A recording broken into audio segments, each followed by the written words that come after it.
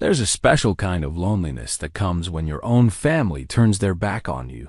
For Walter Griggs, 76 years old, that pain became his daily reality when his son dropped him at a rundown motel and never came back.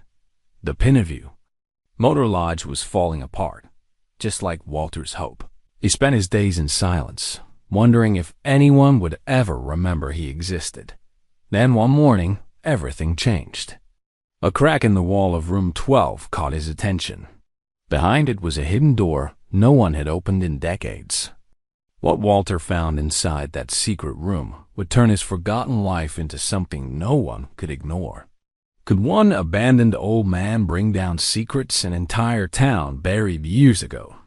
Before we continue, tell us where you're watching from and subscribe for tomorrow's story. The first morning at the Pineview Motor Lodge, Walter Griggs woke to the sound of silence. Not the peaceful kind that comes with a quiet Sunday morning, but the heavy, oppressive silence of abandonment. He lay on the sagging mattress in room 7, staring at water stains on the ceiling that looked like continents on some forgotten map, and tried to convince himself this was temporary. Kenny had said 2 weeks, maybe 3 at most. That was 6 days ago. Walter pushed himself upright, his joints protesting the movement. 76 years of living left their mark on body factory work. Long hours standing on concrete floors, the accumulated wear of simply existing. He reached for his medications on the nightstand, a daily ritual that had become more complicated since Margaret passed 3 years ago. She used to set them out for him, make sure he took them with food, remind him about the blood pressure pills that couldn't be taken with the cholesterol medication. Now he managed alone. The room smelled of mildew and old cigarette smoke, though the no smoking sign on the door had probably been there since the 1980s.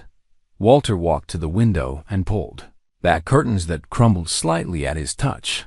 Outside, Highway 47 stretched empty in both directions. A 2-lane road that used to matter back when people drove through towns instead of around them on interstates. Across the highway sat Phyllis Crane's gas station, the only other business still operating within sight. Everything else, the diner, the farm supply store, the little grocery, had closed years ago, leaving behind sun-bleached signs and broken windows. Walter dressed slowly, carefully. Navy blue pants, a button-down shirt Margaret had bought him for his 75th birthday. He'd always taken pride in his appearance, even when he was working at the factory. A man should look put together, his father used to say. Shows respect for yourself and others. He picked up his phone, a simple flip model Kenny had gotten him 2 years ago, and tried his son's number again. Straight to voicemail. The generic recording, not even Kenny's voice anymore.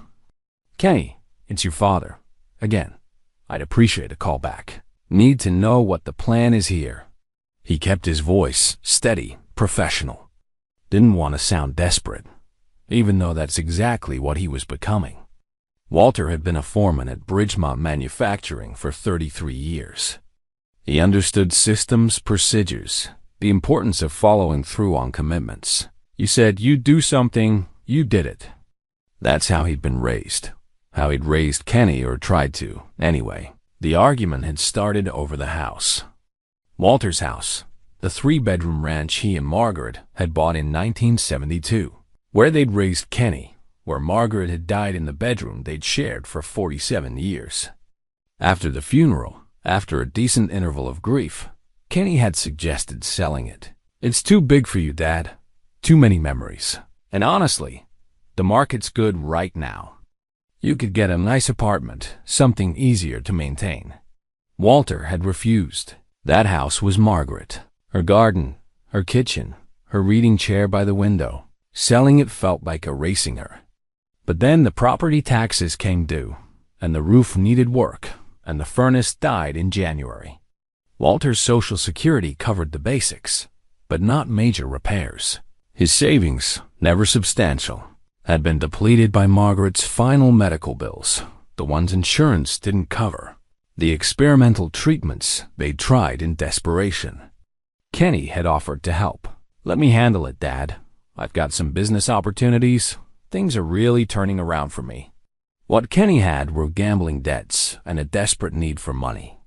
Walter hadn't known that then. He'd signed the papers Kenny brought, trusted his son to arrange the house sale, to find him a nice place while everything was sorted out. Instead, Kenny had brought him here. Just temporary dad, 2-3 weeks tops.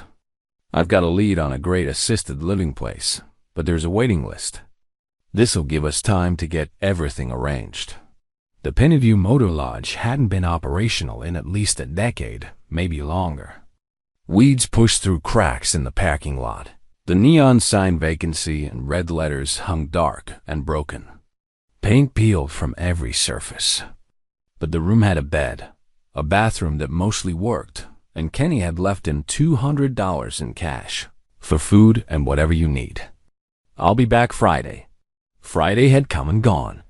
Walter made his way to the motel office, though calling it an office was generous. The front desk sat covered in dust, old registration cards still in their slots behind the counter.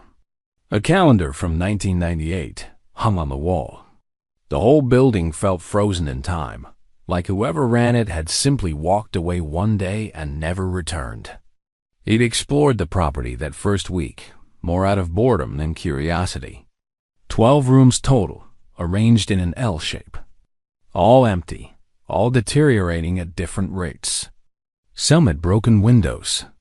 Others were inexplicably pristine, as if guests had checked out yesterday and housekeeping hadn't arrived yet. Room 12 had been the strangest. Everything intact, bed made, towels folded, television from the 1970s sitting on the dresser, but something felt off about it. Walter couldn't articulate what, exactly. Just a feeling, the kind you get when you know you're not alone, even though you can't see anyone. By the second week, Walter had established a routine. Wake at 6, take his medications, walk across the highway to Phyllis's gas station for coffee and whatever food she kept, usually day-old. Sandwiches from the distributor.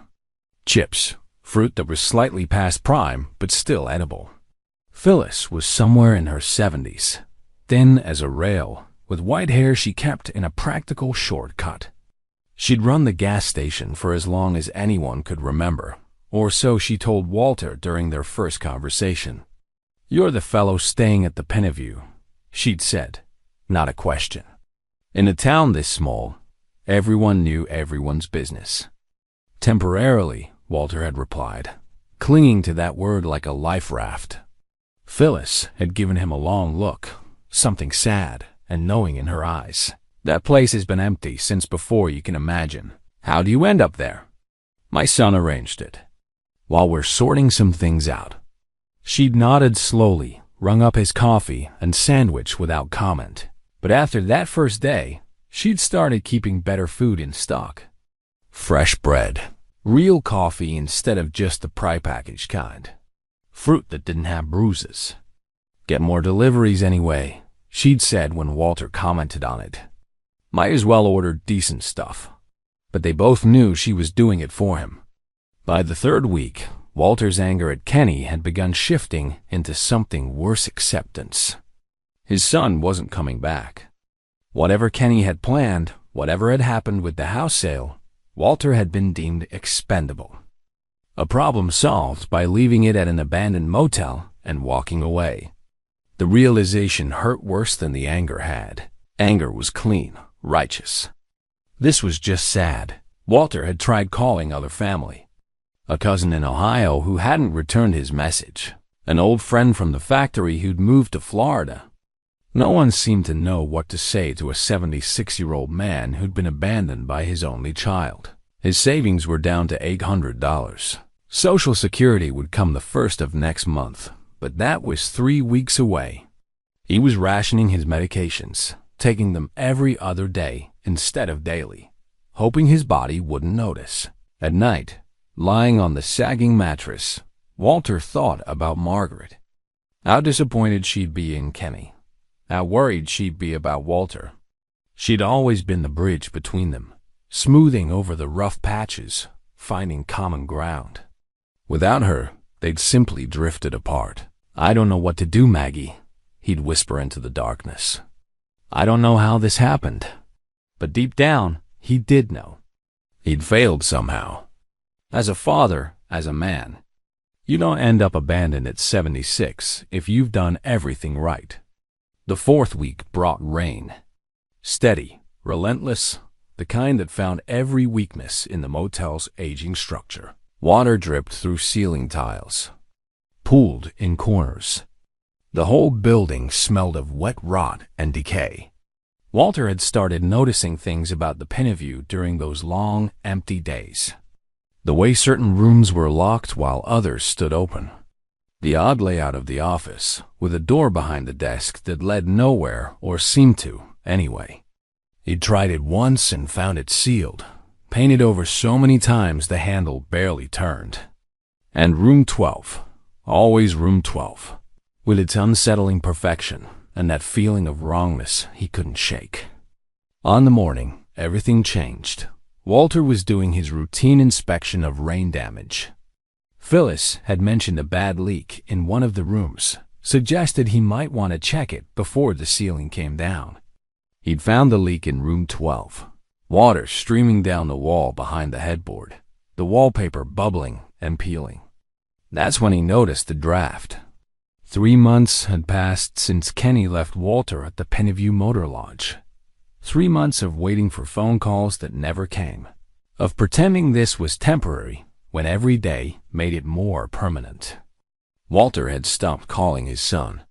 Pride, maybe, or just exhaustion at hearing the same voicemail recording over and over. The rain had been falling for 2 days straight when Walter noticed something wrong with room 12. He'd been avoiding that room, uncomfortable with the strange preservation of it. But water was coming through the ceiling now, and he couldn't ignore structural damage, even to a building he didn't own. He pushed open the door and was hit immediately by the smell of wet plaster and mold. The ceiling bulged ominously in one corner, dripping steadily onto the faded carpet. But it was the wall behind the bed that caught his attention. The wallpaper was peeling away in long strips, curling back to reveal older layers underneath. Walter approached slowly, his hand reaching out to touch the damaged wall. The paper came away easily in his fingers, decades-old paste turning to dust. Beneath it was another pattern, and beneath that another, like archaeological layers of the motel's history. And then he felt it a draft, cold air seeping through a crack in the plaster. He pressed his palm flat against the wall and felt the air moving. Behind this wall was space, emptiness where there shouldn't be any. Walter stepped back and studied the room's dimensions, then walked outside and counted the exterior walls. The math didn't work. Room 12 was shorter than it should be by at least 8 feet. There was something behind this wall. Walter's heart hammered in his chest, that old pump working harder than it had in months. He thought of Margaret, how she'd always encouraged his curiosity, his need to understand how things worked. "That's why you were such a good foreman," she'd say. "You notice what others miss." He went to the maintenance closet he discovered in his first week, a small room off the office, filled with ancient tools and supplies. He found a hammer, a screwdriver, a pry bar that had seen better days. His hands shook slightly as he carried them back to room 12. The arthritis in his fingers made the work slow and painful. He started at the crack where the draft came through, working the screwdriver under the plaster, prying gently. Chunks fell away, revealing wooden slats underneath, and behind those slats darkness. It took him 40 minutes to create an opening large enough to see through. Walter pulled out his phone, turned on the flashlight function Kenny had shown him once, and peered into the gap. A doorway. He was looking at the back of a door, painted the same institutional beige as the room's walls. The frame had been sealed with plaster and wallpaper, hidden so completely that you'd never know it was there unless you were looking for it. Walter's breathing came faster now. Someone had deliberately concealed this door. The question was why. He worked for another hour, his shoulders aching, fingers cramping, but driven by something he hadn't felt in months' purpose. The plaster kept falling away, And eventually he'd expose enough of the door frame to find the edge, the seam where door met wall. The lock was old, probably original to the building. Walter studied it, then returned to the maintenance closet and searched through drawers of accumulated junk until he found a ring of keys, tags hanging from each one with faded room numbers. None were labeled for room 12, but one key had no label at all, just a worn brass tag with the letter M scratched into it. Walter returned to room 12, fitted the key into the exposed lock, and turned. The mechanism resisted, decades of disuse making it stubborn, but finally something clicked. He pushed, and the door swung inward with a groan of protesting hinges. Cold air rushed out, carrying the smell of dust and stale time. Walter shone his light through the opening and saw stairs, descending into darkness. His rational mind said this was foolish. He was 76 years old, with a bad heart and worse knees. He should call someone, the police maybe, or at least Phyllis. But who would care about an old man finding a hidden room in an abandoned motel? And what would he even tell them? That he'd found stairs? No, he needed to see this through himself. Walter descended carefully, one hand on the railing, the other holding his phone for light. 12 steps down, then a landing. Then the space opened into a room. He swept the light around and caught his breath. It was an apartment. Small, maybe 400 square feet, but fully furnished and seemingly untouched by time. A bed with the covers still turned down.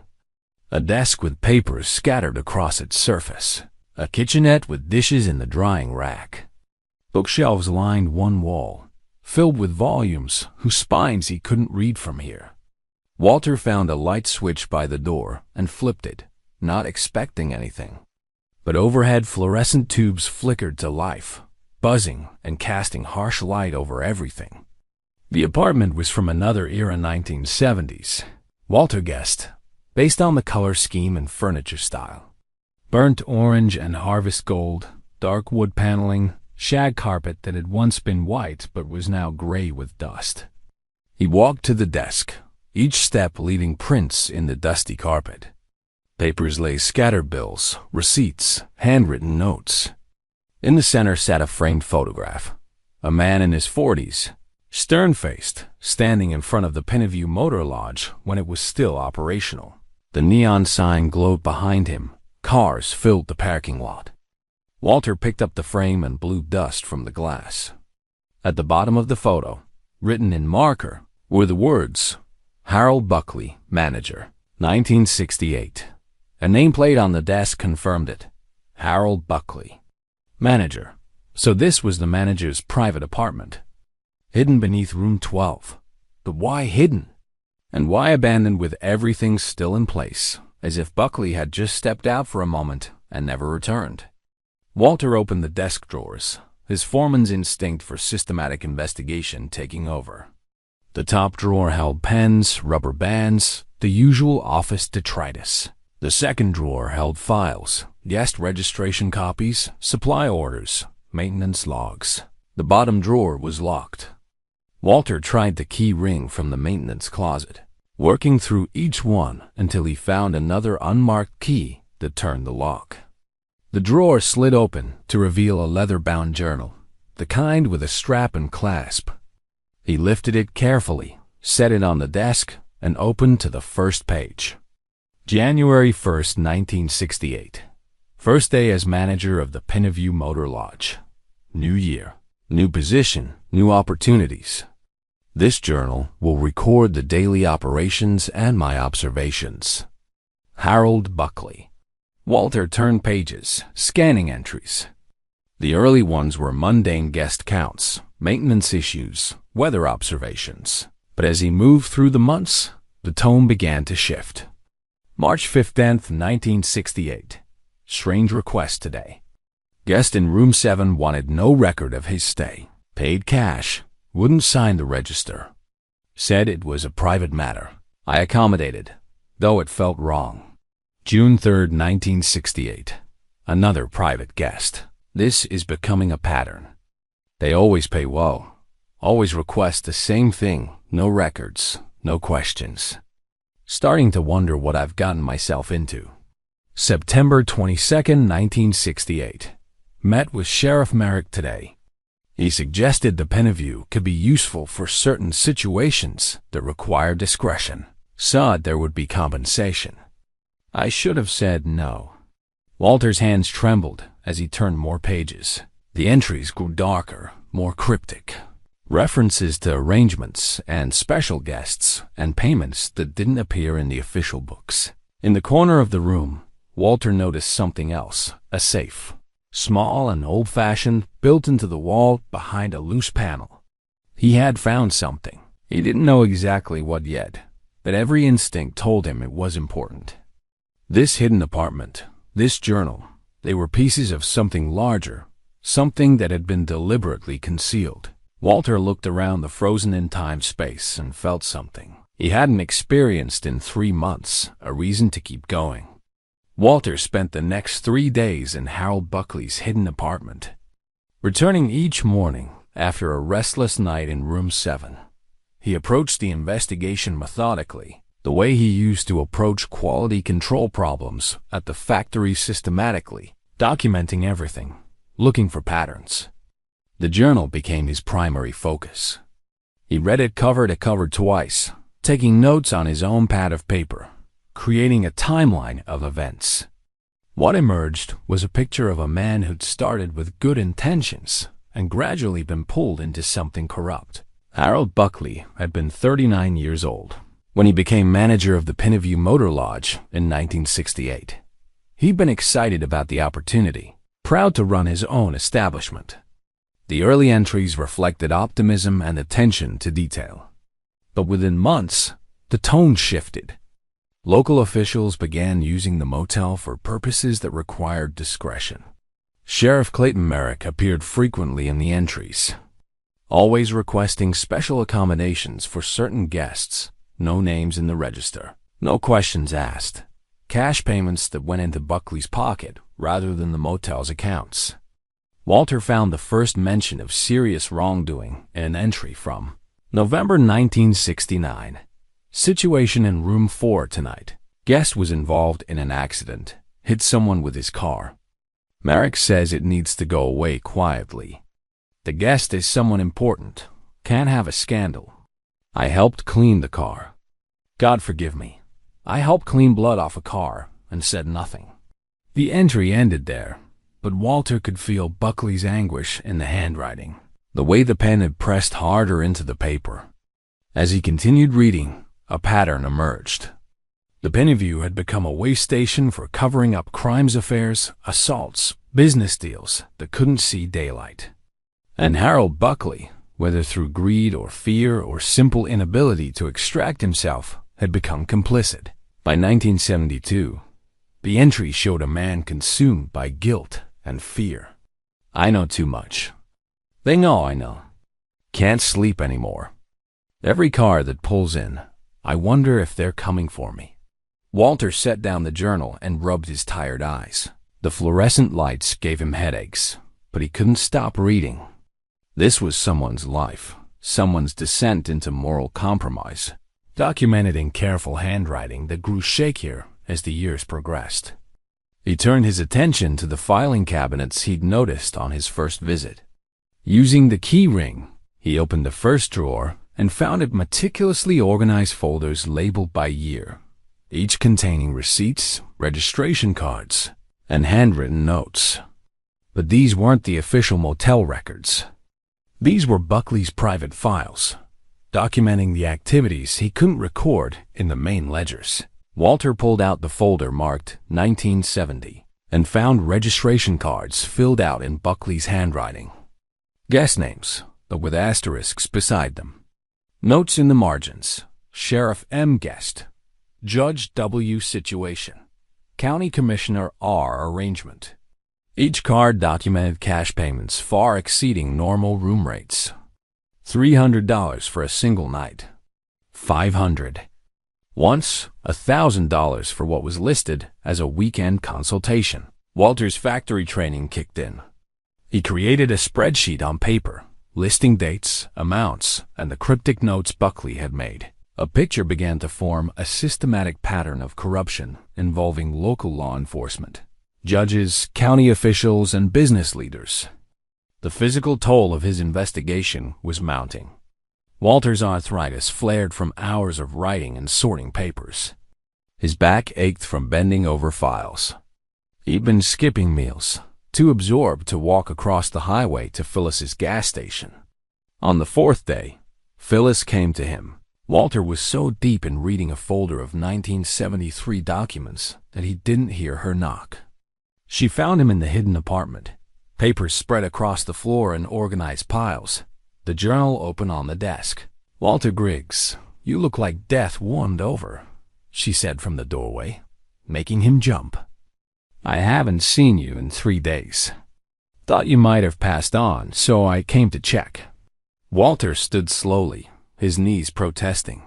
"Phyllis, I'm sorry. I should have. How did you get in?" The motel door was open. I called out, saw the hole in the wall of room 12, and followed the light. She looked around the apartment, her expression unreadable. "So you found Harold's place?" The words hit Walter like cold water. "You knew about this?" Phyllis stepped fully into the room, her eyes scanning the walls, the desk, landing on the photograph of Harold Buckley. Her face softened with an old sadness. "I knew Harold had a private apartment somewhere in the motel. Never knew exactly where. He was careful about that." She walked to the desk and picked up the photograph, her fingers trembling slightly. "He was a good man, Walter. He really was, in the beginning. You knew him. I knew him." Phyllis set down the photograph and turned to face Walter. "We were together, Harold and I, for 6 years. This was going to be our future. He'd run the motel. I'd run the gas station. We were going to get married once he got established." Walter sank into the desk chair, suddenly exhausted. "What happened?" "He got involved with the wrong people. Sheriff Merrick and his crowd. They used this place for things that shouldn't have happened.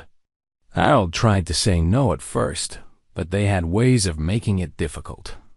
Threats, promises, money when things were tight."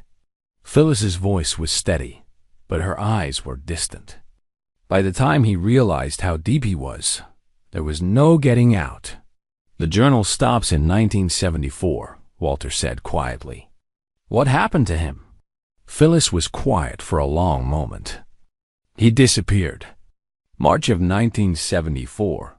Said he was going to the state capitol, going to tell someone in authority what had been happening. I begged him not to, told him it was too dangerous. He went anyway." She looked at Walter. "Never came back. His car was found abandoned at the county line. No body, no trace. Official ruling was voluntary disappearance." "You think they killed him?" "I know they killed him," Phyllis said simply. "I've known it for 50 years. But knowing and proving are different things." Walter gestured at the papers surrounding them. "He documented everything. All of it. Names, dates, amounts. This is evidence. Evidence that's 50 years old, involving people who were powerful then and whose families are still powerful now." Phyllis shook her head. "What are you planning to do with this, Walter?" He didn't have an answer. He'd been so focused on uncovering the truth that he hadn't thought beyond the discovery itself. What was he planning to do? He was a 76-year-old man abandoned at a motel, with no resources, no credibility, no platform. But as he looked around at Harold Buckley's frozen-in-time apartment, at the evidence of corruption carefully preserved, he felt something crystallize inside him. Purpose. Maybe even duty. "I'm going to finish what he started," Walter said. "I'm going to make sure people know the truth." Phyllis studied him for a long moment, then nodded slowly. "Then you'd better be prepared for what comes next. Because the truth has a way of making powerful people very uncomfortable." Walter woke the next morning with renewed determination. Phyllis's revelation had changed everything. This wasn't just historical curiosity anymore. Harold Buckley had been murdered for trying to expose the truth. The least Walter could do was honor that sacrifice by completing the task. He returned to the hidden apartment with fresh coffee Phyllis had brought him and a clearer mind.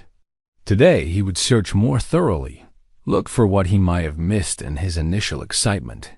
The filing cabinets yielded more secrets. In the back of the second drawer, wedged behind hanging folders, Walter found a metal box. Inside was a key ring with small numbered tags attached to each key numbers corresponding to the filing cabinet drawers. Walter systematically unlocked each drawer, finding layers of documentation Buckley had organized with meticulous care. Folders labeled by year, subdivided by type of incident.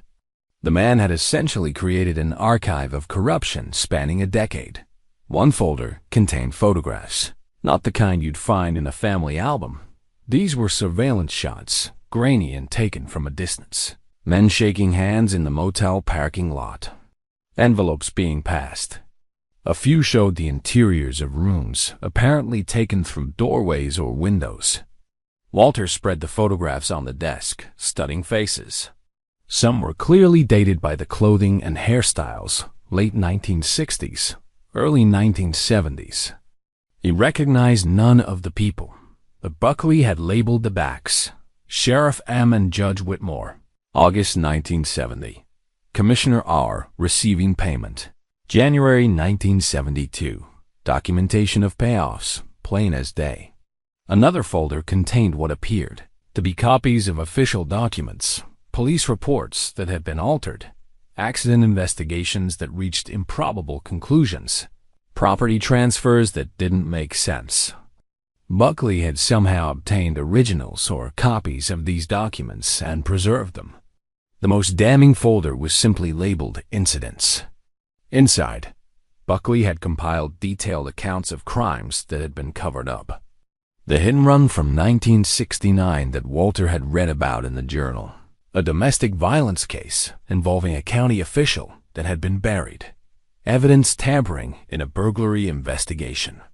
And then, dated September 1972, a single page with just a few lines. Man brought to room 9, already dead. Told to help dispose of body. Couldn't refuse, they made that clear. God help me. I helped bury someone in the woods behind the motel. Don't know his name. Don't know what he did. Only know I'm complicit in murder now. Walter's hand shook as he read those words. This was beyond corruption or cover-ups. This was homicide, and Buckley had been forced to participate. He searched through other files frantically, looking for more information about the September 1972 incident, but found nothing. Either Buckley had been too afraid to document more, or he kept that information somewhere else. Walter sat back, his mind racing. If Buckley had helped bury a body, and if the wrong people knew he could testify to that, then his disappearance in 1974 made terrible sense. They'd eliminated a witness who knew too much. A sound from upstairs made Walter freeze.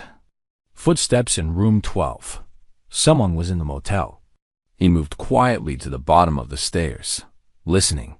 The footsteps were deliberate, moving around the room above.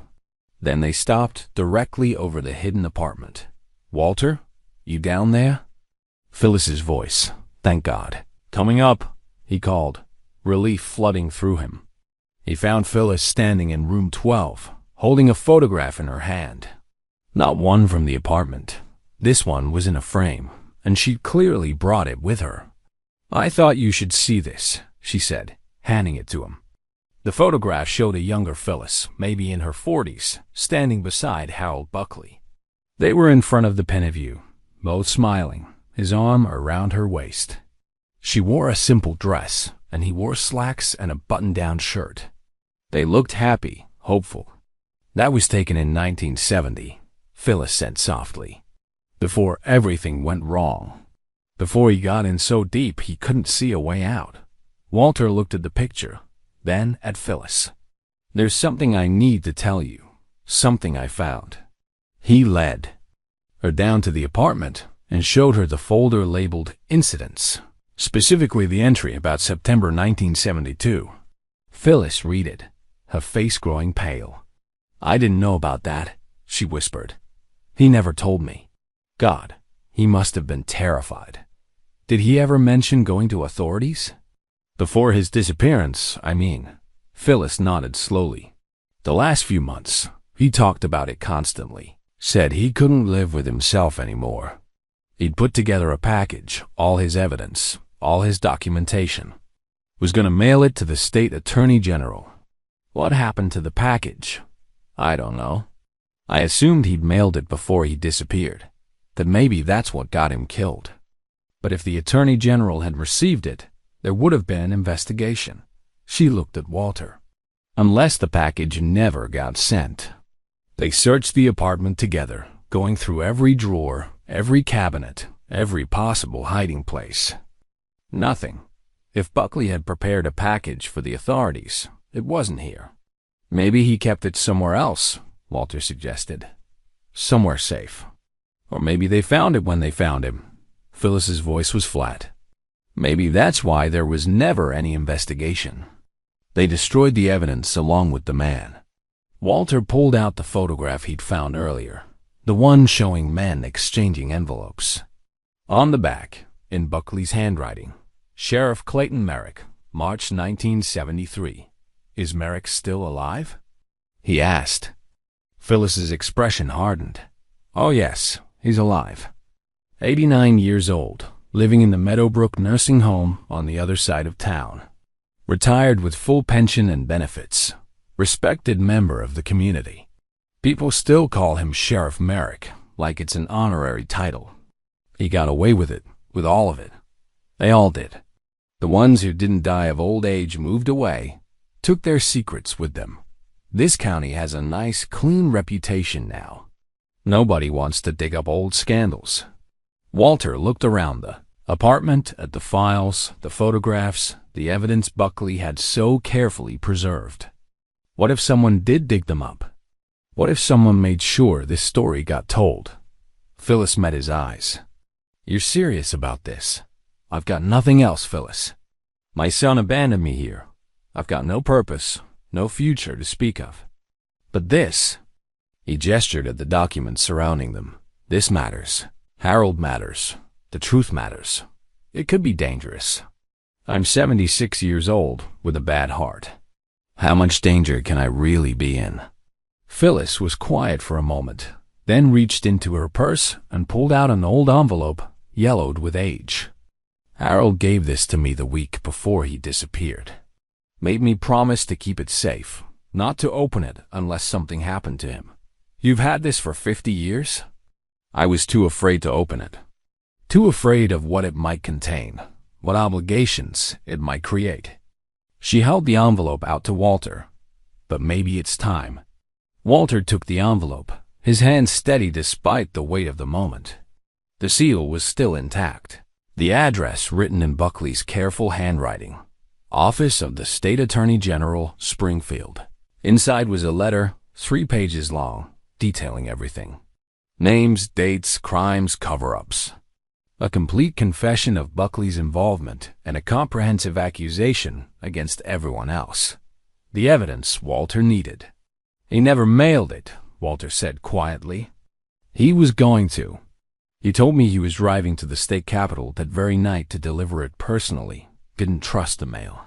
Phyllis's voice broke. But he came to see me first, to say goodbye. He knew it might be the last time. And he left this with me, just in case. Walter held the letter carefully. This was it, the key to everything. Buckley's final act, preserved through 5 decades by a woman who'd loved him enough to keep his secret safe. We need to finish this, Walter said. For Harold. For everyone they hurt. We need to make sure this truth comes out. Phyllis nodded, tears streaming down her weathered face. Then let's do it right. Let's make sure it counts. Walter spent the following week organizing everything Harold Buckley had left behind. He worked in the hidden apartment from dawn until his eyes grew too tired to read, carefully cataloging each piece of evidence, cross-referencing dates and names, building a comprehensive picture of the corruption that had infected this small town for over a decade. Phyllis visited daily, bringing food and supplies, sharing what she remembered from those years. Her memories filled in gaps the documents couldn't context about who these people were, what power they wielded, how they'd maintained control for so long. On the 8th day, Walter made a discovery that changed everything. He'd been searching through the closet, which he'd initially dismissed as containing only old clothes and linens. But at the back, behind a stack of blankets, he found a cardboard box sealed with tape that had turned brown and brittle with age. Inside was a reel-to-reel tape recorder, the kind that had been common in the 1960s and 70s, and beside it, a dozen tapes in their original boxes, each labeled with dates spanning 1970 to 1974. Walter's heart raced as he examined the equipment. Would it still work after 50 years? He found an outlet, plugged it in, and was rewarded with a faint hum. The machine lived. He threaded the first tape carefully, following instructions he remembered from his youth when such equipment had been common. The tape was brittle, fragile, but it held together. Walter pressed play, static at first, then voices, scratchy and distant, but unmistakable. "Can't keep doing this, Clayton. Someone's going to talk." That was Buckley's voice. Walter recognized it somehow, though he'd never heard the man speak. Perhaps it was just the certainty that this had to be him, recorded in his own apartment. "Nobody's going to talk." The second voice was deeper, authoritative. "Because everybody's got skin in the game now. You included, Harold. You've taken the money same as everyone else. I'm talking about the Simmons situation. That went too far. The Simmons situation is handled. The man was going to expose everything, the gambling, the payments, all of it. He had to be dealt with." "Dealt with?" "You killed him, Clayton. You killed a man and made me help bury the body." A long pause. Then the authoritative voice again, colder now. "You helped because you're complicit. You've been complicit since the day you took the first payment. Now you keep your mouth shut and do what you're told, or you'll end up like Simmons." The tape continued, but Walter's hands were shaking so badly he had to stop it. This was Sheriff Clayton Merrick's voice, discussing murder openly, threatening Buckley. This was evidence, real, undeniable evidence. He played through more tapes, each one revealing conversations Buckley had secretly recorded. Discussions of payoffs, planning sessions for cover-ups, explicit threats. On one tape, Merrick and another man identified as Judge Whitmore discussed altering court records to protect the county commissioner's son from assault charges. The recordings were damning. More than damning, they were explosive. Walter carefully rewound each tape, labeling them with his own notes about their contents. His factory training served him well. He created an inventory system, matching tapes to documents, cross-referencing names and dates. But one problem loomed large. The tapes were old, fragile, and existed only in this obsolete format. If anything happened to them, the evidence would be lost. He needed copies, digital copies, that could be preserved and shared.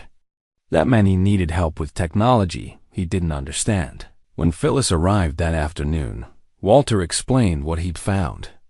Her reaction was immediate and visceral. She pressed her hands to her mouth, tears streaming down her face. He recorded them. Harold recorded everything. Her voice was barely a whisper. He was building a case. A real case. "I need to digitize these," Walter said. "Make copies that won't degrade. But I don't know how to do that. Don't have the equipment." Phyllis wiped her eyes, nodding. "My nephew, Arnold. He's 53, lives over in Riverside. He works with computers, does audio restoration as a hobby. He could help. Can we trust him? He's family. And he never liked how the old families ran things around here. His father, my brother, lost his business back in the 80s because he wouldn't play ball with the county commissioners." She pulled out her phone. "Let me call him." 3 days later, Arnold Crane arrived at the Pineview Motor Lodge with equipment that looked impossibly complex to Walter. The man was thin and balding, with kind eyes behind wire-rimmed glasses. He didn't ask questions, just listened as Phyllis explained what they'd found and what they needed. "This is incredible," Arnold said, examining the tapes with careful hands. 50-year-old recordings in surprisingly good condition. The information on these, if it's what you say, this is historical dynamite. He set up his equipment in the hidden apartment, working with a precision that reminded Walter of his own factory days. Over the next several hours, Arnold transferred each tape to digital format, creating multiple copies on different devices. "For safety," he explained. "You don't want this existing in only one place. If someone wanted to destroy the evidence, they'd need to find every copy." As the recordings transferred, Arnold listened through headphones, his expression growing increasingly serious. When he finished, he removed the headphones and looked at Walter and Phyllis with something like awe. "You realize what this is, right? This isn't just local corruption. This is conspiracy, racketeering, murder for hire. The statute of limitations never runs out on murder." "Meaning what?" Walter asked. "Meaning if Sheriff Merrick is still alive, he could be prosecuted. Right now, today. This isn't ancient history. It's an active cold case waiting to be reopened."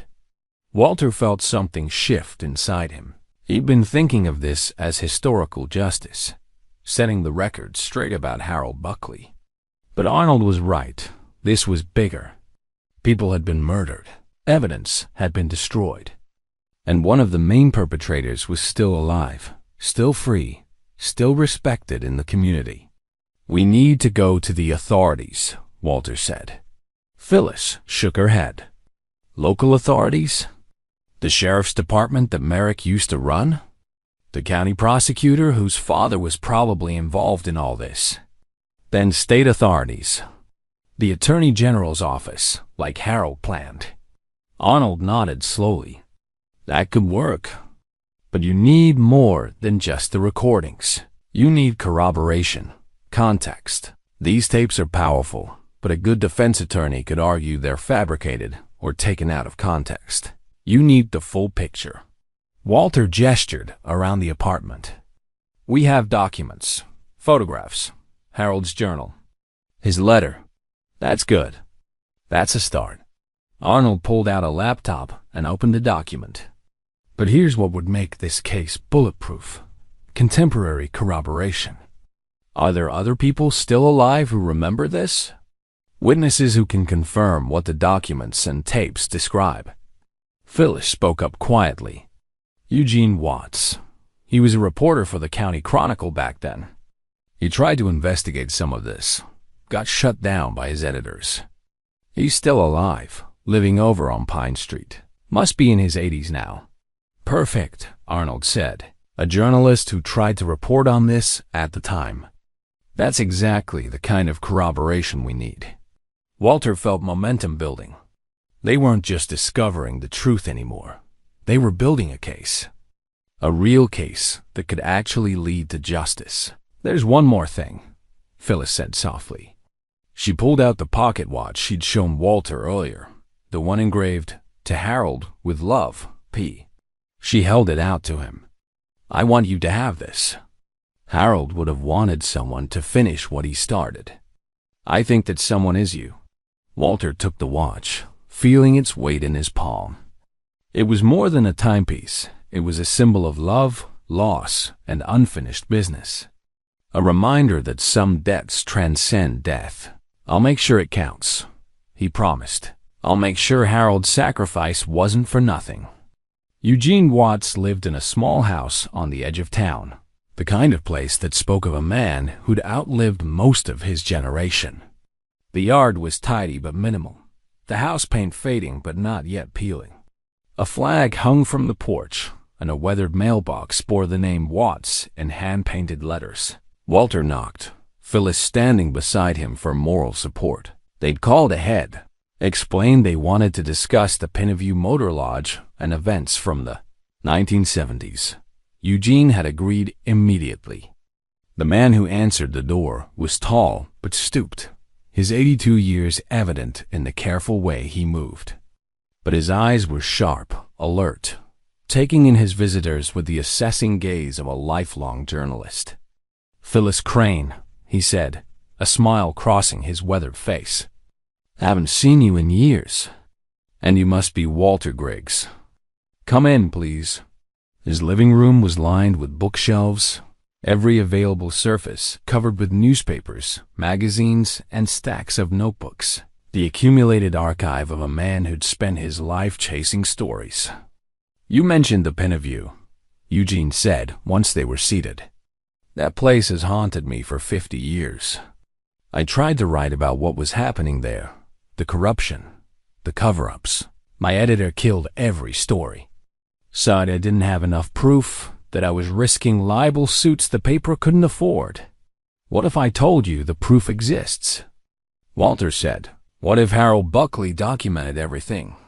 Eugene leaned forward, intensity replacing his casual manner. "I'd say show me." Walter had brought copies of key documents, not the originals, which stayed safely hidden, but photographs and printed pages that told the story. He laid them out on Eugene's coffee table, watching the old journalist's face as he examined each one. "My God," Eugene whispered. "He kept everything. Every single piece." He looked up at Phyllis. "Harold did this?" "He recorded them too," Phyllis said quietly. "Conversations with Merrick and the others. Explicit discussions of crimes, cover-ups, payments." Eugene sat back, his hands trembling slightly. "I knew something like this existed. Had to exist. Nobody ran an operation that clean without documentation, without insurance. I just never found it." "What can you tell us about Harold's disappearance?" Walter asked. Eugene stood and walked to a filing cabinet in the corner. He pulled out a folder, thick with papers, and brought it back to the couch. "I kept my own investigation going, even after my editor shut me down. Personal project, I told myself. Maybe someday the truth would matter." He opened the folder, revealing newspaper clippings, typed notes, photographs. Harold Buckley disappeared on March 14th, 1974. His car was found abandoned at the county line. The next morning, official investigation concluded voluntary disappearance, said he'd probably run off with gambling debts or a woman. "That's nonsense," Phyllis said. "Harold didn't gamble, and he certainly didn't run off." "I know. I never believed the official story." Eugene pulled out a photograph showing a younger Merrick standing beside the abandoned car. "Notice who led the investigation. Sheriff Merrick himself. The man who probably ordered the killing was in charge of finding the killer. Classic fox guarding the henhouse." Walter studied the photograph. Merrick looked confident, almost smug, standing beside evidence of his own crime. "I tried to get the state police involved," Eugene continued. "Called them anonymously, suggested they look into the case.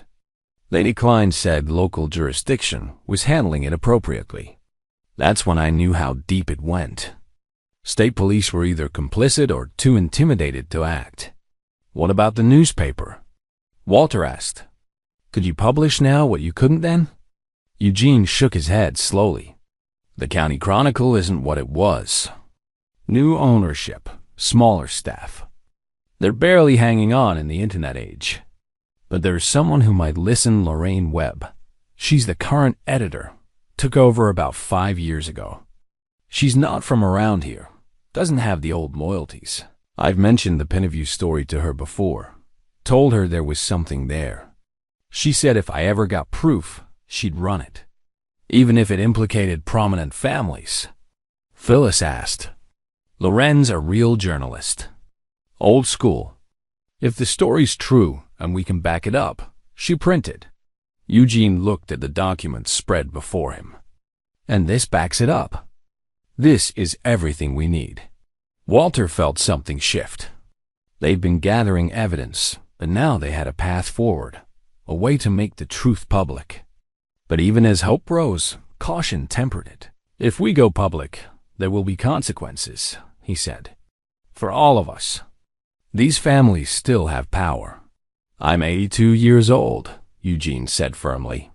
I've been waiting 50 years to tell this story. What can they do to me now that age hasn't already done? Phyllis nodded. I'm not far behind you. I've lived with this secret my entire adult life. It's time. Walter thought of Kenny, of the abandonment that had brought him to the Pineview, of the purposeless months he'd spent feeling forgotten and useless. Then he thought of Harold Buckley, a man who tried to do the right thing and paid with his life. The choice was obvious. Then we move forward, he said. We tell the story. Eugene reached into the folder and pulled out more papers. These are drafts of articles I wrote back then, the ones my editor wouldn't publish. Names, dates, connections. I documented everything I learned, even if I couldn't print it. Consider it my contribution to Harold's evidence. He handed the papers to Walter, dozens of typed pages, yellowed with age, representing decades of frustrated journalism, research that had never seen publication, investigations that had been silenced, a career defined by the story he couldn't tell. There's something else, Eugene said, his voice dropping. 2 weeks after Harold disappeared, I received an anonymous phone call.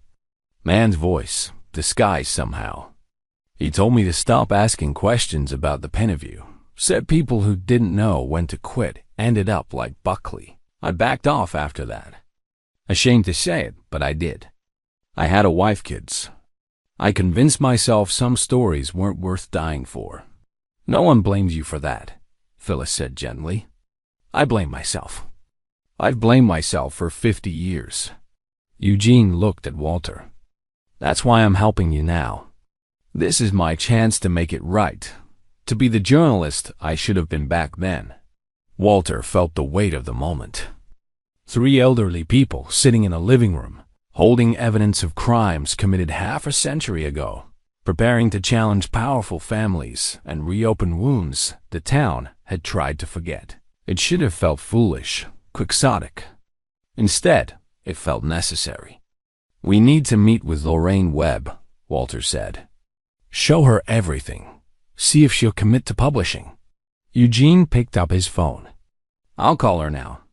Lorraine respects deadlines and old journalists. She'll make time for us. As Eugene dialed, Walter looked at Phyllis. She gave him a small, sad smile, her hand unconsciously touching the spot where Harold's pocket watch now rested in Walter's pocket. They were doing this for Harold, for justice, for the truth. But Walter knew he was also doing it for himself. This investigation had given him something he'd lost: purpose, dignity, a reason to keep going. Whatever came next, he'd found meaning in his final years. That alone was worth whatever price they might pay.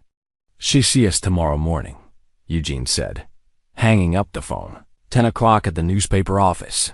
She sounded very interested when I mentioned new evidence in a 50-year-old cold case.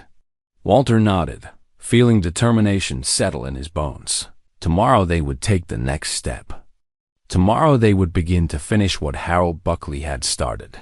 Lorraine Webb's office at the County Chronicle was cluttered with the organized chaos of active journalism, stacks of papers, bulletin boards covered with story notes, a wall of filing cabinets that had seen better days.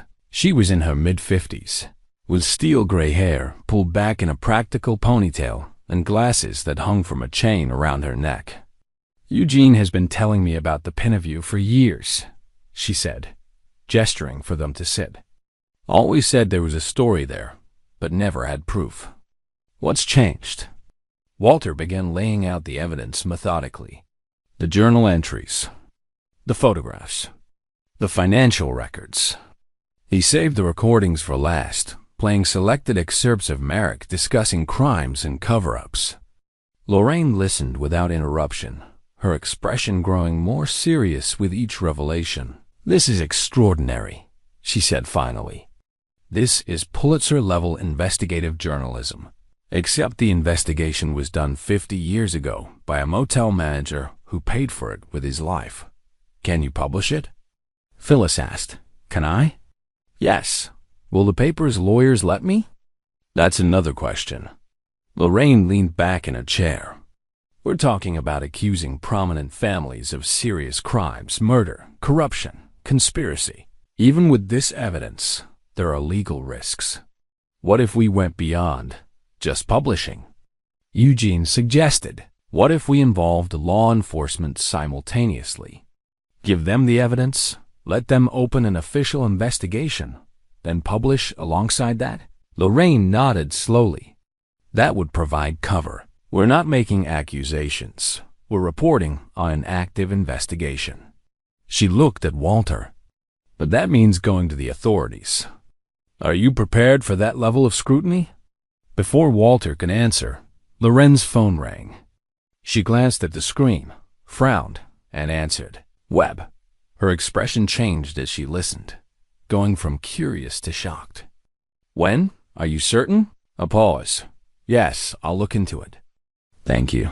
She hung up and looked at the three of them with an odd expression. That was my contact at the county clerk's office. I'd asked her to pull any records related to Harold Buckley, just to verify dates for our story. Lorraine picked up her glasses, put them on. She found something. A death certificate. The room went silent. Phyllis's face drained of color. That's impossible, she whispered. Harold's death was never confirmed. He was listed as a voluntary disappearance. According to this, Harold Buckley died on March 15th, 1974, the day after he disappeared. Lorraine was reading from her computer screen now. Cause of death listed as accidental drowning. Body found in the Clearwater River, 30 miles downstream from here. Identified by wallet contents and partial fingerprints. Walter felt something cold settle in his stomach. Why wasn't this connected to the missing person report? Because the death certificate was filed in Riverside County, not here. Different jurisdiction. The body was found on their side of the river, so their coroner handled it. Lorraine kept scrolling. The coroner who signed the certificate was Dr. Vernon Hayes. Eugene made a sound of disgust. Hayes was on Merrick's payroll. I could never prove it, but everyone knew. He'd signed whatever death certificates they needed. So they killed Harold, dumped his body in another county, and had a friendly coroner rule it accidental. Phyllis's voice was steady, but tears streamed down her face. I knew he was dead. I've known it for 50 years. But having proof, Walter reached over and took her hand. She gripped it tightly, her whole body trembling. There's more, Lorraine said quietly. According to the records, Buckley had a life insurance policy. The beneficiary was listed as Phyllis Crane. Phyllis looked up sharply. I never received anything. The policy was never paid out, because the insurance company never connected the death certificate to Harold Buckley. They had him listed as missing, not deceased. Without proof of death, they couldn't or wouldn't pay. Lorraine pulled up another screen. The policy is still technically active. With 50 years of interest, it would be worth. She paused, calculating. Approximately $200,000. The number hung in the air. Phyllis made a small, choked sound. He took out the policy for me, in case something happened to him. I never knew all these years, never knew. This changes everything, Eugene said. This isn't just corruption. It's premeditated murder with a coordinated cover-up across multiple jurisdictions. This is federal territory conspiracy, obstruction of justice. Walter's mind was racing. Harold hadn't just disappeared. He'd been murdered. And the killing had been sophisticated enough to involve multiple counties and corrupt officials. This spoke to organization, planning, resources. There's something else we need to consider, he said slowly. If they went to this much trouble to cover up Harold's death, what were they really protecting? It can't have just been the corruption at the Pineview. That's serious, but not serious enough to justify murder and this level of cover-up. Lorraine was nodding. You're right. There's something bigger here. Something we haven't found yet.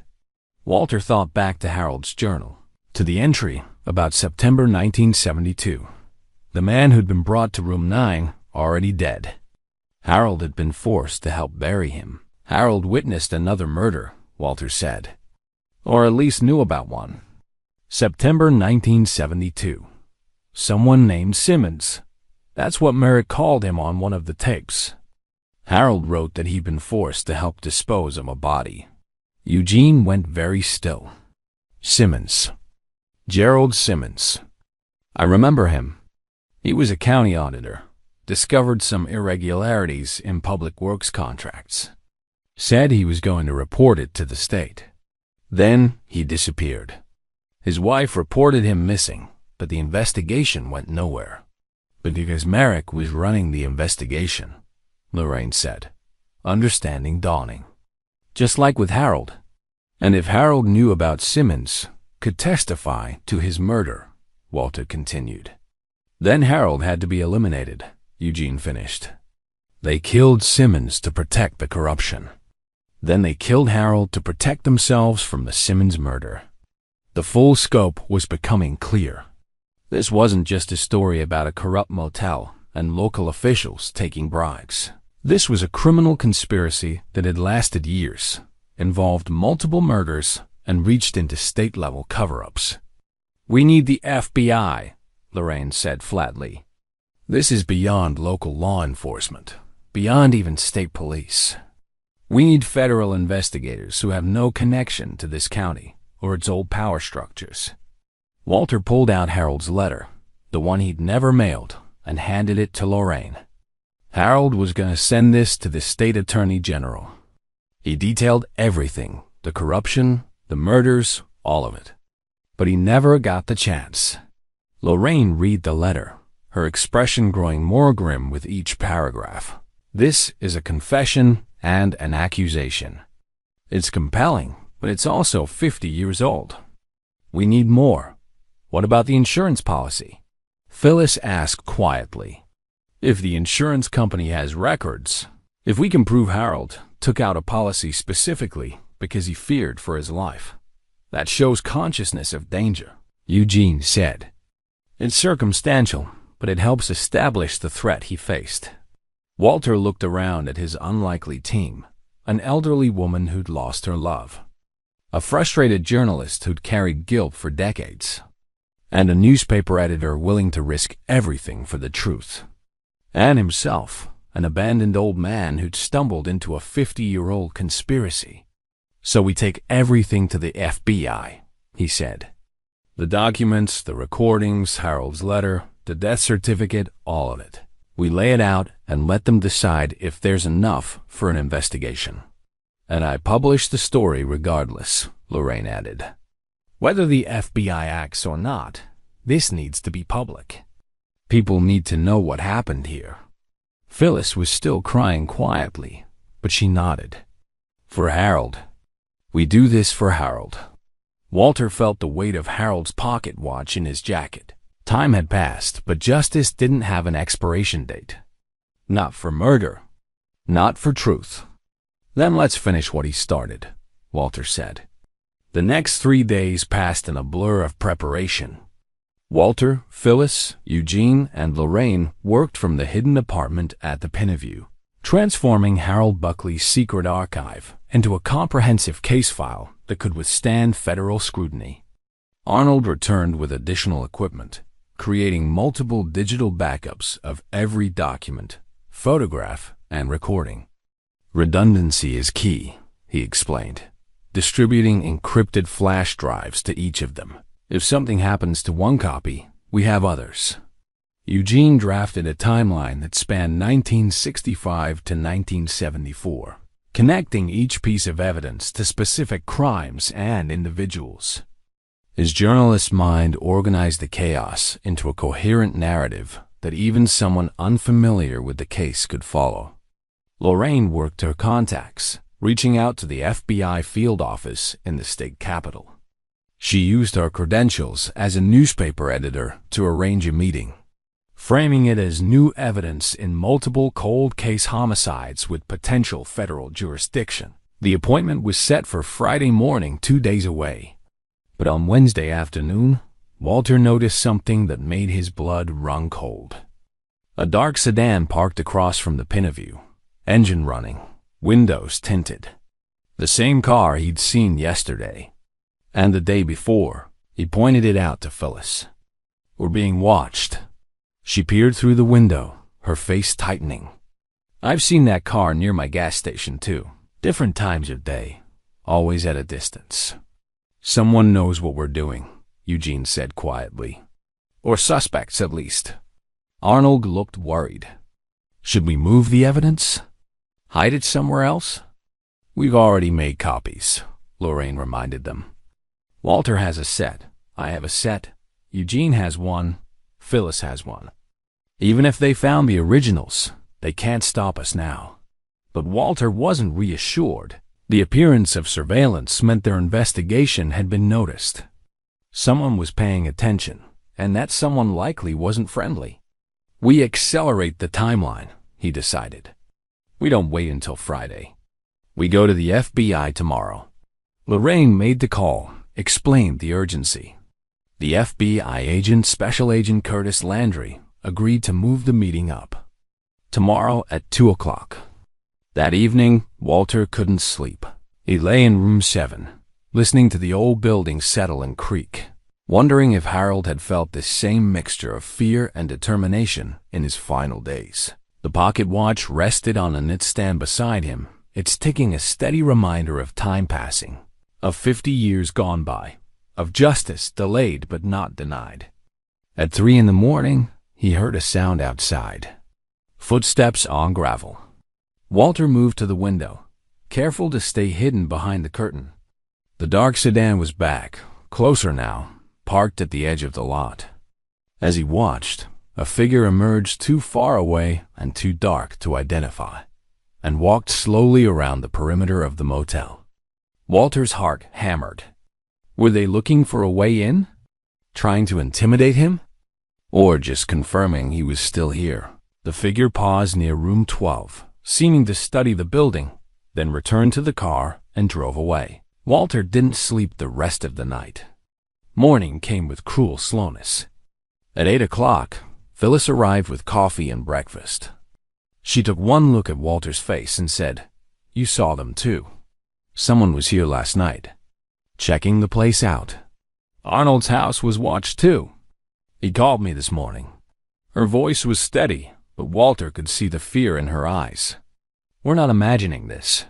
Maybe we should involve local police," Walter suggested, though he didn't believe it himself. "And tell them what?" "That we're investigating crimes committed by the former sheriff, and we think we're being watched." They'd either laugh at us or warn whoever's watching. Phyllis set down her coffee. "We stick to the plan. We get to the FBI today, and after that, we're protected." Eugene and Arnold arrived at noon. They loaded everything into Eugene's car: the originals, the equipment, the compiled evidence.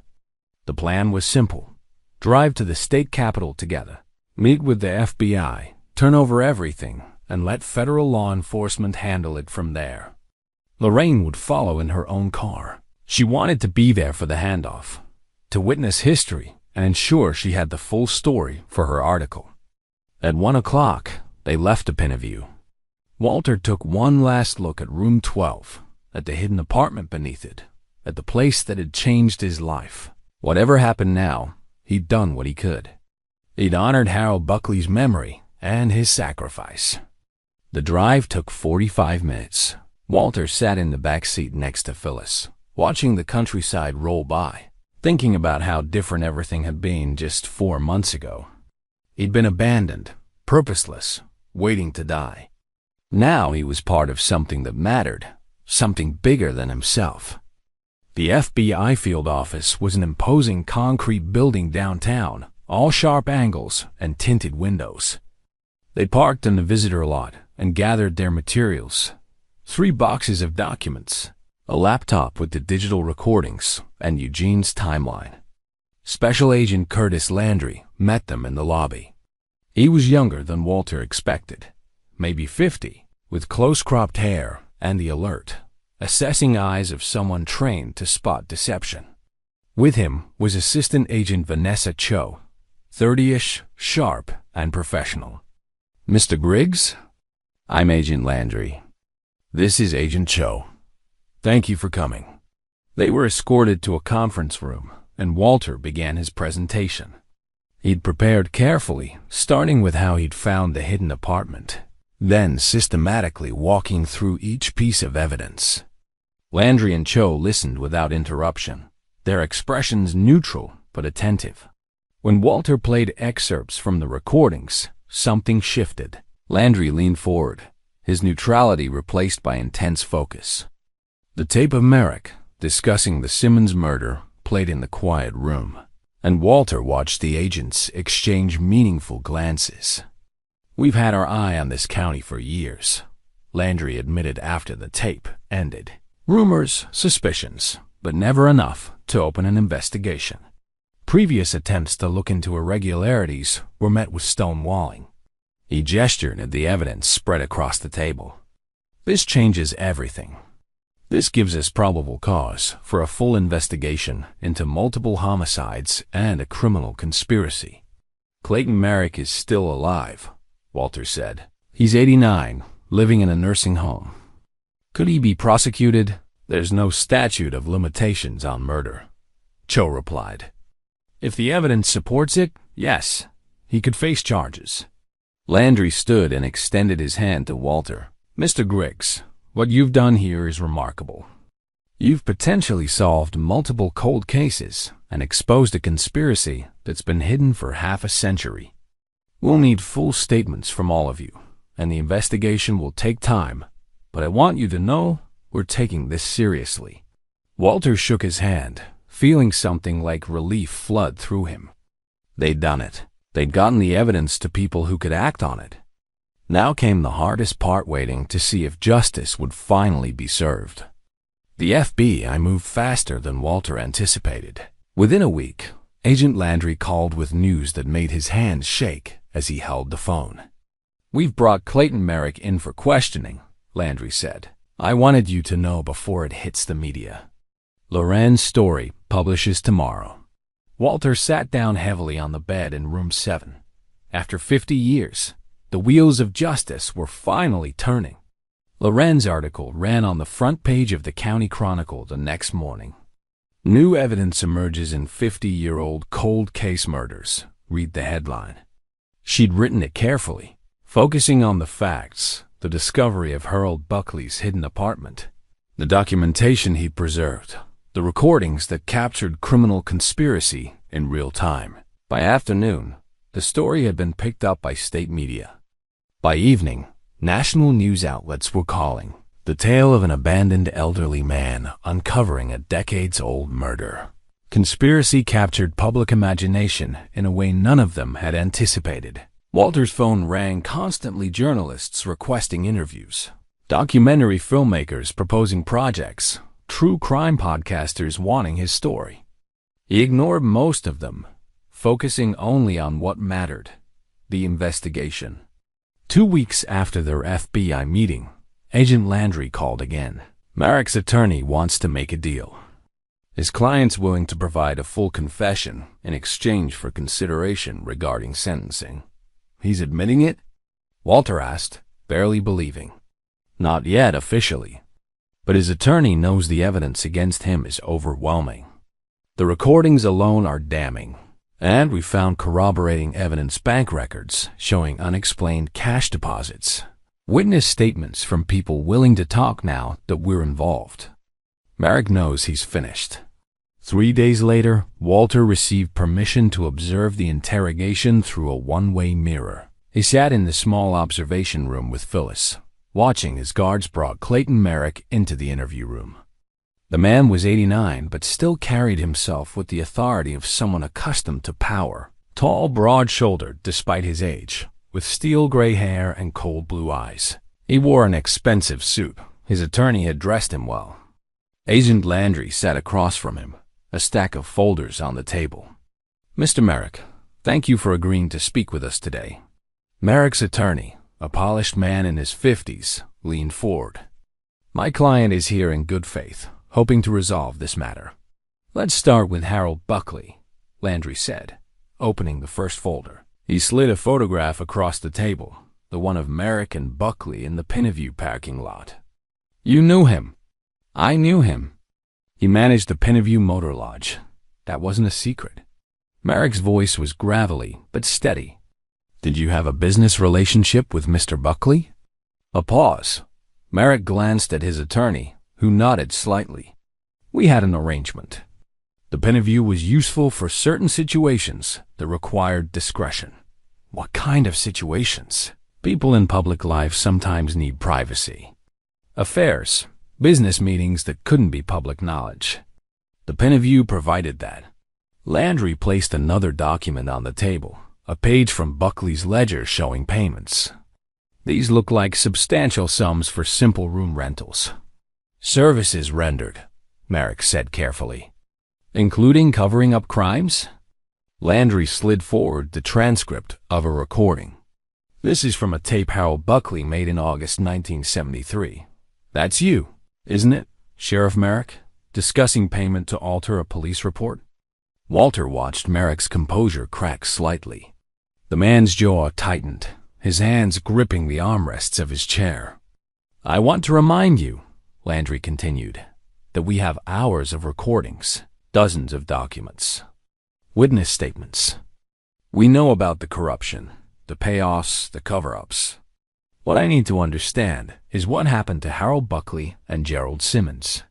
The room went silent. Merrick stared at the table, his attorney whispering urgently in his ear. Finally, Merrick spoke. I want immunity from the death penalty. That's not mine to grant, Landry said. But if you provide truthful testimony about all crimes, including homicides, the prosecutor will consider it when deciding charges. Another whispered consultation with the attorney. Then Merrick nodded slowly. Harold Buckley was a liability. By early 1974, he was threatening to go to state authorities. Said he couldn't live with himself anymore. The people deserved to know the truth. Merrick's voice was flat, emotionless. We couldn't allow that. Too many people were implicated. Too much money involved. So you had him killed. I arranged it. 2 men I knew from the service did the actual work. Made it look like he'd left town voluntarily. Then they handled him and disposed of the body in Riverside County. I had a contact there, a coroner who filed the death certificate without asking questions. Phyllis gasped softly beside Walter, hearing the cold, clinical description of Harold's murder. It was one thing to know it intellectually, another to hear the killer describe it without remorse. And Gerald Simmons? Landry pressed. Simmons discovered irregularities in county contracts. He was going to report fraud, which would have exposed our whole operation. We brought him to the Pineview, persuaded him to reconsider. When he refused, Merrick paused. It had to be handled. You killed him. Not personally. But I gave the order. We buried him in the woods behind the motel. Buckley helped, though he didn't want to. After that, he was fully complicit. I thought that would keep him quiet, but it didn't. No, his conscience bothered him, made him dangerous. Merrick looked directly at the mirror, as if he could see Walter watching. I did what was necessary to protect people's interests. That's what law enforcement is. We protect and serve. You murdered 2 men and covered it up for 50 years, Landry said coldly. That's not law enforcement. That's organized crime. Merrick's attorney intervened. My client is cooperating fully. He's provided detailed information about serious crimes. We expect that to be considered. Landry gathered his papers. We'll continue this tomorrow. Agent Cho will take your formal statement. I advise you to be completely truthful. We'll verify everything you say. As guards led Merrick away, Walter sat back, feeling drained. He'd wanted to hear the truth, needed to hear it. But listening to Merrick describe Harold's murder with such cold detachment was harder than he'd anticipated. Phyllis was crying silently, and Walter took her hand. They'd gotten what they came for, a confession, proof, justice beginning to take shape. But it didn't feel like victory. It felt like grief 50 years delayed. The confession made national news. Former sheriff admits to 1970s murders dominated headlines for days.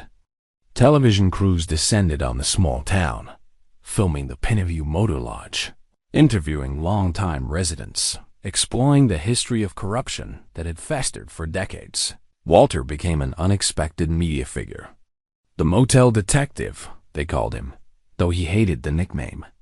He wasn't a detective, just an old man who'd stumbled onto the truth and refused to let it stay buried. He agreed to a handful of interviews, always focusing on Harold Buckley rather than himself. "This is his story," Walter told reporters. "He's the one who documented everything, who tried to do the right thing. I just finished what he started." The publicity brought unexpected consequences. 3 days after Merrick's confession aired, Walter received a letter. The return address made his breath catch. Kenny Griggs. He opened it with trembling hands. "Dad," it began, "I saw you on the news.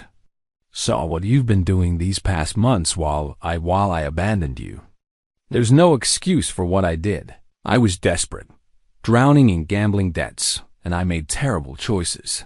I told myself it was temporary, that I'd come back for you once I sorted things out. Then days became weeks, and shame kept me away. I couldn't face what I'd done. Seeing you now, seeing what you've accomplished, what you've survived, I'm so ashamed. You deserve better from me. You deserve better than the son I've been. I'm in counseling now, dealing with the gambling addiction, trying to get my life straight. I don't expect forgiveness. I don't deserve it. But I needed you to know I'm sorry. I'm so sorry, Dad. If you're willing, I'd like to talk." To try to explain, even though nothing can excuse what I did. "Your son, Kenny." Walter read the letter 3 times, emotions warring inside him. Anger at the abandonment, the months of uncertainty and fear. But also a faint glimmer of something else. Not forgiveness exactly, but perhaps the possibility of it someday. He wrote back that evening, keeping his response brief. "Kenny, I received your letter. What you did hurt me deeply. I spent months believing I'd been completely forgotten, that my life had no value to anyone. That kind of abandonment leaves scars. But I also learned something these past months, that I'm stronger than I thought, that I can still matter, still make a difference. I don't know if we can rebuild what's been broken between us. Trust takes time to restore, and I'm not sure how much time I have left. But if you're serious about addressing your problems, about changing, then maybe we can try. Slowly. No promises, no guarantees. Just honest communication. That's all I can offer right now, Dad." He mailed it the next morning, unsure if he'd done the right thing, but knowing he needed to at least leave the door open. Margaret would have wanted that she'd always believed in second chances. Other news arrived the same week. Phyllis received notification from Harold's insurance company. After 50 years, the policy would finally pay out. With accumulated interest, the sum was substantial more money than Phyllis had seen in her lifetime. "I don't want it," she told Walter when she shared the news. "It's blood money. Harold died for this." "Harold took out that policy to take care of you," Walter reminded her gently. "He wanted you protected if something happened to him. Accepting it honors his intent. Then I'll use it to honor his memory." Phyllis's voice strengthened. "I'm going to establish a fund for elderly people who've been abandoned or forgotten. People in situations like yours, Walter. People who need help and have nowhere to turn." The idea moved him deeply. From tragedy and loss, something good would emerge. Harold's sacrifice would help others, would create meaning beyond the pain. Eugene's article about the case won a state journalism award. At the ceremony, he dedicated it to Harold Buckley and all the stories that should have been told but weren't. Loren's coverage brought new recognition to the County Chronicle, reversing its declining fortunes and securing its future. A month after Merrick's confession, Walter received a call from Arnold. The county has agreed to designate the Pineview as a historical landmark. They want to preserve the building, create a small museum about the case. They're asking if you'd be willing to serve as historical consultant. Walter looked around room 7, the place that had been his home for months now. He'd expected to resent the Pineview, to see it only as the site of his abandonment. Instead, it had become the place where he'd found purpose. "I'd be honored," he said. The designation came with a modest salary and free residence. Walter would live at the Pineview permanently now, not as an abandoned old man, but as the keeper of its history. The person who ensured the truth stayed visible. One afternoon, Walter drove to the Meadowbrook nursing home where Merrick had lived before his arrest. He wasn't sure why he needed to do this, only that he did. The confrontation felt necessary somehow, a way to close the circle. The facility was pleasant, well-maintained, the kind of place powerful people retired to, comfortable and dignified. Walter thought of Harold, who died in a river, and Gerald Simmons, buried in unmarked woods. The injustice of it burned. But Merrick was no longer there. He'd been transferred to the county jail, awaiting trial. The receptionist gave Walter the address, and he drove there instead. The jail allowed him to visit. His role in the case gave him certain privileges. He sat in the visiting room, waiting until guards brought Merrick in. The old man looked diminished now, dressed in an orange jumpsuit, his authority stripped away.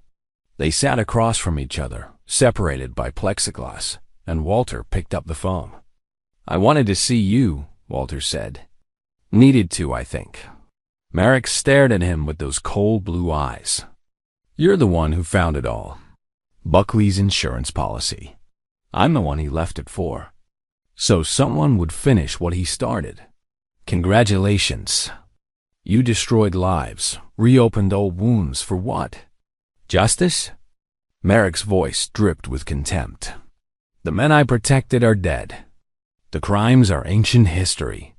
All you've done is satisfy your own need to feel important." Walter felt anger rise, but pushed it down. "I gave Harold Buckley a voice after 50 years of silence.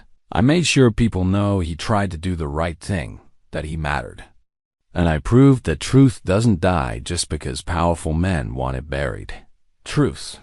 Merrick laughed bitterly. "You're 76 years old, abandoned by your own son, living in a condemned motel. And you lecture me about truth?"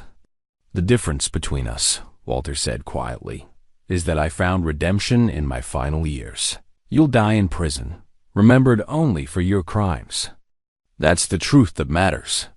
He hung up the phone and walked away, leaving Merrick staring after him. 3 months after Clayton Merrick's confession, the Pineview Motor Lodge looked different. The county's renovation grant had funded essential repairs, a new roof, replaced windows, fresh paint on the exterior. The neon vacancy sign had been restored, though now it read MUSEUM instead, glowing softly in the gathering dusk.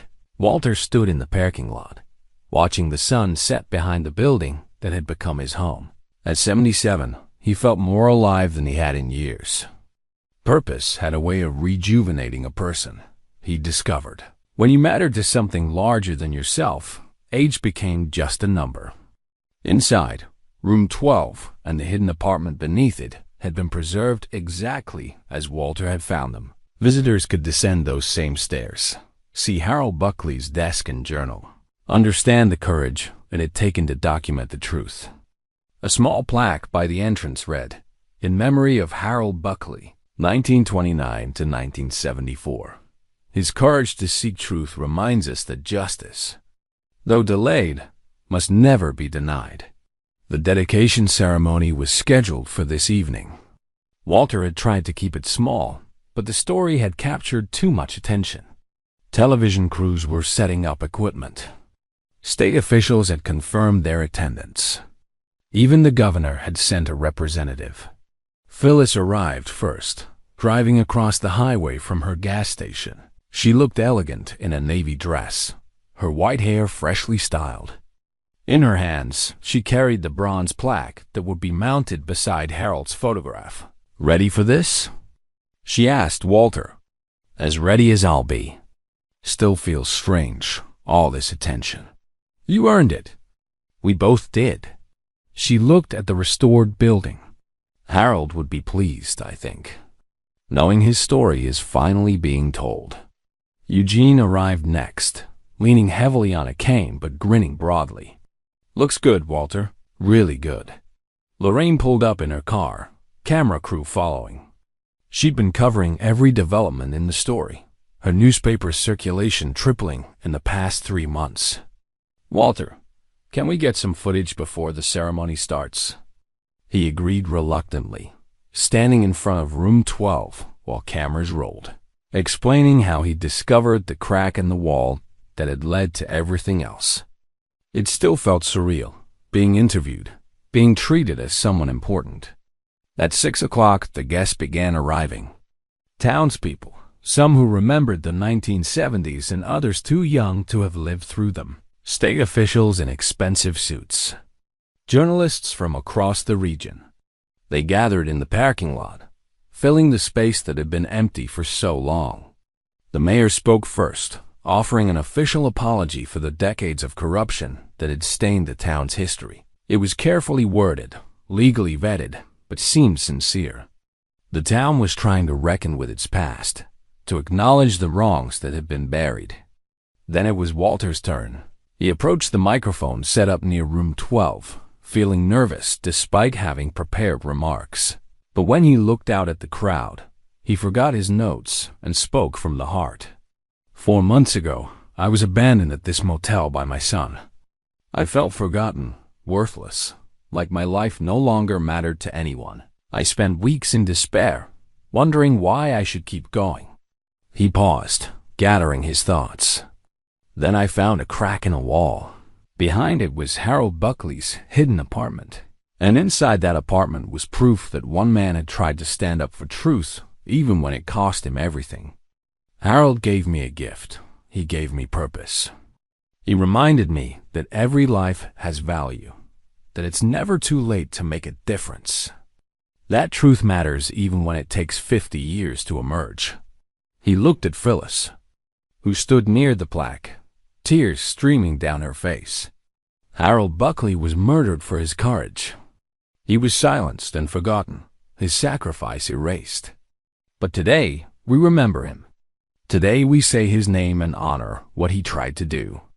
And we commit to never forgetting again, to never letting power bury truth, to always standing up for what's right, even when it's difficult. The crowd applauded. Phyllis came forward, and together they unveiled the bronze plaque. It gleamed in the fading light, permanent and solid, a testament that would outlast all of them. After the ceremony, as the crowd dispersed and camera crews packed up, Walter's phone rang. Kenny's name appeared on the screen. He answered. "Hello, Kenny." "Dad, I saw the ceremony on the news. You looked good, strong." Kenny's voice was tentative. "I'm 3 months sober now, going to meetings every day. I wanted you to know." "That's good. I'm glad. I'm not asking for forgiveness. I know I don't deserve it, but I wanted to tell you I'm trying. Really trying this time." Walter looked at the plaque, and Harold's name shining in bronze. "We all make mistakes, Kenny. What matters is whether we learn from them, whether we try to do better." He paused. "I'm not ready for a full reconciliation. The hurt is still too fresh. But maybe we can talk occasionally. Small steps." "Small steps," Kenny agreed, relief evident in his voice. "Thank you, Dad, for giving me a chance." After hanging up, Walter sat on the bench outside room 7, watching the last visitors depart. Phyllis joined him, and they sat in comfortable silence as darkness fell and the restored neon sign flickered to life. "Do you think he's at peace now?" Phyllis asked quietly. "Harold, I mean. I'd like to think so. His story is told. Justice was served, as much as it can be after 50 years. That's more than most people get. And what about you?" Are you at peace? Walter considered the question. 4 months ago, he'd have said his life was over, that he was just waiting to die. Now he had work to do, stories to tell, a purpose that extended beyond himself. I am, he said, surprised to realize it was true. I really am. They sat together as night settled over the Pinneview Motor Lodge. Two elderly people who'd survived loss and betrayal and found meaning in seeking truth. Above them, the museum sign glowed steady and bright, a beacon promising that some stories, no matter how long buried, will always find their way into the light. Walter pulled Harold's pocket watch from his vest, checking the time. 7:30. The inscription on the back, "To Harold with Love P," caught the light. Time had passed, but some things endured. Love, truth, justice, the determination of ordinary people to do extraordinary things. Walter smiled and put the watch away. Tomorrow he'd give his first tour of the museum, sharing Harold's story with visitors. There was work to do, purpose to fulfill, life still to be lived. And that, he thought, was enough.